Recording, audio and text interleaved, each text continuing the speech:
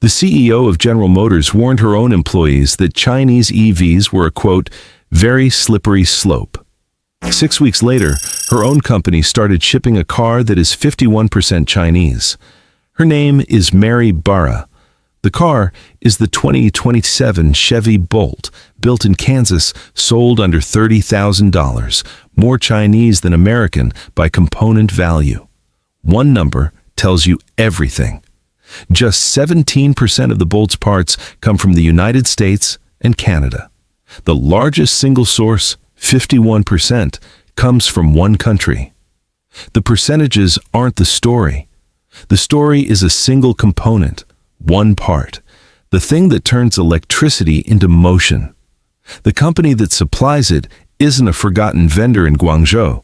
It's the largest battery manufacturer on Earth. Its name is KTL. Picture a Chevy dealership outside Kansas City. February 2026. A first-time EV buyer signs the paperwork on a new Bolt. He never reads the federal sticker on the window. He doesn't know that his motor, his drive unit, and his battery pack are all imports. His American car, the brand his father drove, has a Chinese heartbeat. By the time he finishes paying it off, this car won't exist anymore. In the next 8 minutes, you'll see the legally required window sticker that proves Chevrolet doesn't own its own car. You'll see the $1.6 billion write-down that forced GM into the deal. You'll see why production gets killed in 18 months. Subscribe. This channel publishes a new corporate autopsy every Friday, and the next one is bigger. To understand how Chevrolet ended up renting its own engine room, you have to go back to a driveway in Cherokee County, Georgia. September 13th, 2021. A 2019 Chevy Bolt catches fire, parked in front of a house, no one driving it. It isn't the first fire. It isn't the 10th. By October, GM does the only thing it can. The company recalls every single Bolt ever built, every Bolt produced since 2016, all 143,000 of them. The fix isn't simple. The lithium battery pack is the most expensive part of the car, and it has to be replaced. Cost per recalled vehicle, roughly $14,000. Total cost of the recall, $2 billion. One of the most expensive recalls in American automotive history on a per-vehicle basis. GM doesn't pay most of it. The battery supplier does.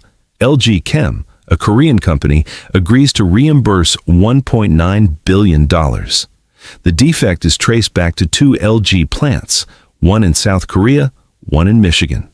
A torn anode tab and a folded separator. 2 manufacturing flaws inside the same cell. A car fire factory hidden in plain sight. The Bolt's reputation never recovers. Mary Barra discontinues the entire car in 2023. Chevrolet's EV strategy moves to a new platform, Ultium, built on GM's own battery cells, manufactured at a joint venture with LG Energy Solution in Ohio. The plan is clean. American batteries, American jobs, American everything. 3 things go wrong. 1, the Ultium plant cannot scale.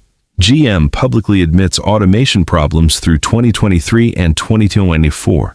Production sits below targets for over 2 years. 2, the federal EV tax credit expires. The math on Ultium's expensive nickel-based cells stops working without the $7,500 incentive. Buyers want cheap electric cars. Ultium isn't cheap.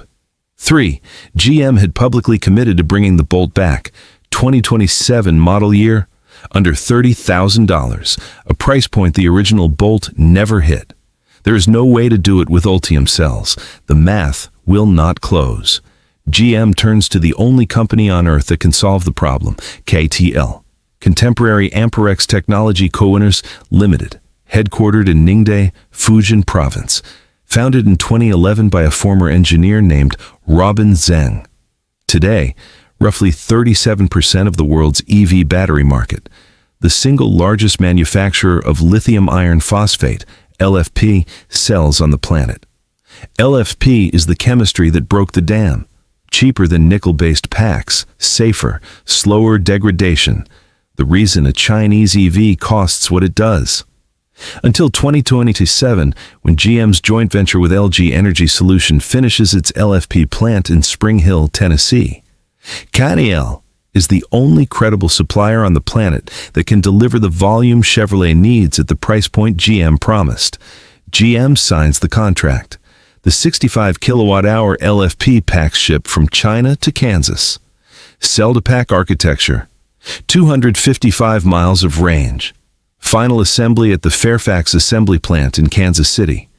The plan is quiet. Then, the federal sticker is published. Every new car sold in America carries a Monroney sticker. Federal law, the American Automobile Labeling Act of 1992. The sticker tells you, in plain numbers, where the car was actually made. Country of origin for the engine. Country of origin for the transmission. Percentage of parts content by region. For the 2027 Chevrolet Bolt, the Monroney shows the following. United States and Canadian parts content, 17%. Chinese parts content, 51%. Engine source, China. Drive unit source, China. Battery, China. 3 labels on 1 window sticker. 3 confirmations that the most American thing about this Chevrolet is the bow tie on the hood.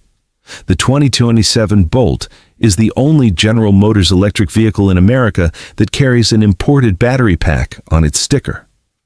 Every other GM EV, the Equinox EV, the Blazer EV, the Cadillac Lyriq, runs on Ultium cells made in Ohio. Just the Bolt. The cheapest one. The car for the buyers Chevrolet most needs to keep. 3 months before the Bolt ships to dealers, Mary Barra holds an all-hands employee meeting. The Wall Street Journal reports what she said. Barra calls Canada's New Deal to import Chinese-built EVs at a reduced 6.1% tariff. A, quote, very slippery slope. She says the deal will weaken the North American industrial base, threaten domestic jobs, threaten national security. She says she cannot explain why Canada signed it. She says this on a Tuesday. The following week, GM's regulatory team publishes the Monroney sticker for the car the CEO is about to launch. Here's what GM will not say out loud. General Motors sold 1.9 million vehicles in China last year. That is 30% of the company's total global sales.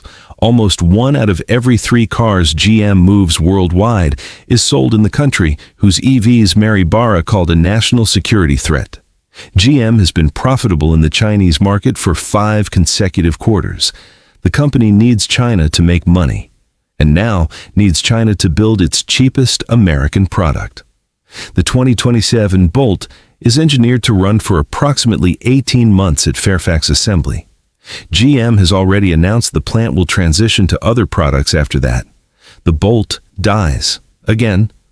By the time the LG Energy Solution plant in Spring Hill is producing American LFP cells at scale, the Bolt's window has closed.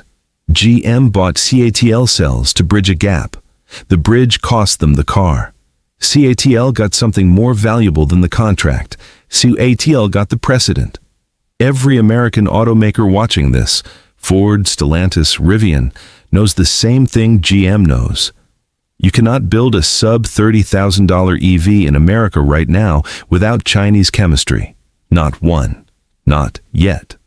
A single component, one battery cell, manufactured 7,000 miles from Kansas by a company most American buyers cannot pronounce, sits inside America's cheapest electric car.